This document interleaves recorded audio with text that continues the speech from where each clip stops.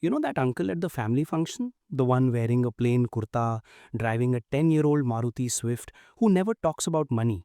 And then you casually find out he's quietly sitting on a 5 crore rupees portfolio.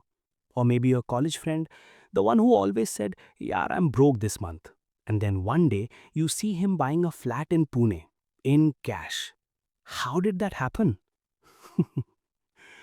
Here's the thing, we've been conditioned to think that wealth looks a certain way: loud, flashy, new iPhone every year, business class Instagram stories, 12,000 rupee sneakers. But the actual data, and we'll get into some shocking numbers today, tells a completely different story. The genuinely wealthy people in India, a lot of them are hiding in plain sight, and there are very specific signs that give them away, if you know what to look for. I'm Rohan, and I spend way too much time thinking about the psychology of money, specifically why people who look rich are often broke, and why people who look ordinary are secretly building generational wealth. If you're someone who's tired of confusing appearances of wealth with actual wealth, if you want to understand how money really works in India in 2026, make sure you hit that subscribe button and give this video a thumbs up if it helps you out. Alright, let's get into it. Before we get to the 7 signs, I want to give you some context because these numbers genuinely blew my mind when I first saw them. According to the World Inequality Report 2026, this is Thomas Piketty's team, one of the most credible sources on this stuff. The top 1% of Indians now hold 40% of the country's total wealth. The top 10%, they hold 65% of all wealth. Sit with that for a second. That means the remaining 90% of us, the 1.3 billion people, are sharing just 35% of India's wealth between ourselves. And here's the part that really gets me. According to the Mercedes-Benz Huron India Wealth Report 2025, India now has 8.71 lakh millionaire households. That's people with a net worth of 8.5 crore rupees or more. That number has gone up 90% since 2021. 90% in 4 years. Quick note, past performance is not indicative of future results. Always consult a certified financial advisor for personal advice. So, there are wealthy people absolutely everywhere. They are your neighbors, they are in your office, they are at your family functions, but you probably can't identify them. Because the truly wealthy, the ones who've kept their wealth and grown it, they've mastered the art of what I call stealth wealth. And today, I'm going to break down exactly what that looks like. Sign 1. They drive boring cars. Okay, sign 1, and I promise you this one will make you rethink every car you've seen in a parking lot. The person driving that brand new 80 lakh rupees BMW, there is a decent chance they are paying 1.2 lakh rupees EMI every month for a depreciating asset. The person driving the 4-year-old Honda City that's fully paid off, they could have the same net worth, but they've redirected that 1.2 lakh rupees per month somewhere else, somewhere that appreciates. Let's do the actual math because this is where it gets really interesting. If you take 1.2 lakh rupees a month and instead of putting it towards a luxury car loan, you put it into a diversified equity mutual fund earning a historical average of 12% CAGR over 10 years, you'd end up with approximately 2.77 crore rupees. 2 crore 77 lakh rupees from a car payment. Now you might be thinking, Rohan, but I need to look successful for my business, for my clients, for my image. And look, I get that. There are professions where perception matters. But here's what most people don't realize. The wealthiest business owners I've spoken to, the ones with real balance sheets, most of them don't buy the car to impress clients. They buy the car only when the business pays for it, tax efficiently, with depreciation benefits. There's a reason the Tata Sumo has been spotted outside homes worth 10 crore rupees in smaller cities. Stealth is a strategy. Sign 2. They're obsessed with assets, not objects. Sign 2 is the one that separates people who have money from people who are building wealth. Genuinely wealthy people think in terms of assets, things that put money into their pocket over time, not objects that just sit there and make them feel good. Here's a real-world example. Your cousin buys a 2 lakh rupees watch. That's 2 lakh rupees gone.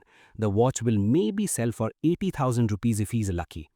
The quietly wealthy person, that same 2 lakh rupees goes into a SIP. Or they use it as a partial payment on a second property that generates rental income of 18,000 rupees per month. One of those is consumption, the other is compounding. And here's the thing about compounding. Most people intellectually understand it but don't emotionally feel it until it's too late. The Sensex went from around 60,000 in early 2022 to crossing 80,000 by mid 2024.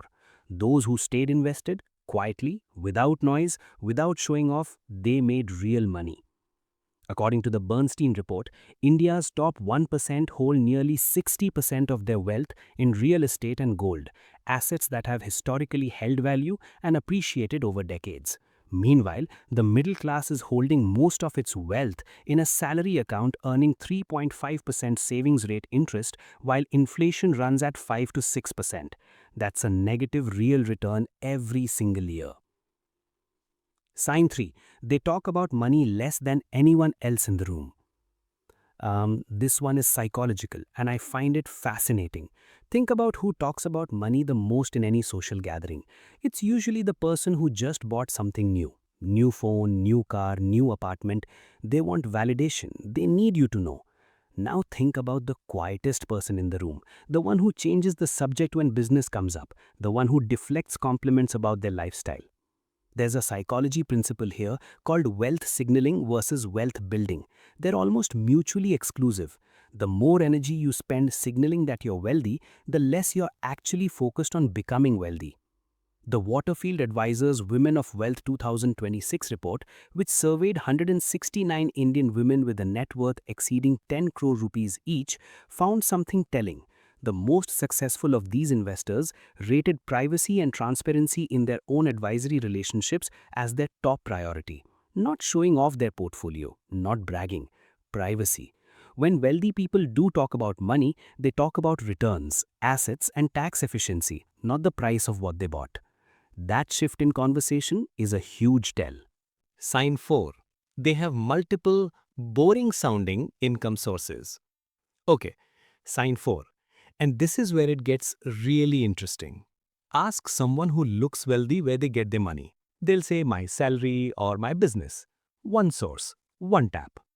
Ask someone who is quietly wealthy the same question and you'll get a slightly uncomfortable pause followed by something like, oh, few things here and there. Few things here and there is doing a lot of work in that sentence. What they actually mean is rental income from two properties, dividends from a stock portfolio, a small unlisted business they invested in 5 years ago, interest from debt mutual funds, maybe some freelance consulting. Notice how none of these are about who they know. These are just quiet, boring systems doing the work.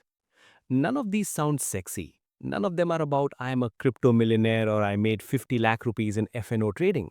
But all of them together create what financial planners call income redundancy. And it's the single biggest difference between someone who is wealthy and someone who is one layoff away from disaster. Here's what most people don't realize. The salaried middle class is actually the most financially vulnerable group in India. One job loss, one health emergency, one bad business here, and the whole financial structure collapses. Multiple boring income streams, that's armor. That's how you stay wealthy through a recession, through a market crash, through COVID. The Mercedes-Benz Hurun India Wealth Report 2025 tracked the asset class preferences of 150 Indian millionaires. Top 3: stocks, real estate, and gold. In that order. Not one source. 3. Always 3. Sign 5. They have an unusual relationship with spending. This one is subtle, and it took me a while to understand it. When genuinely wealthy people spend money and they do spend it, the pattern looks completely counterintuitive to most of us.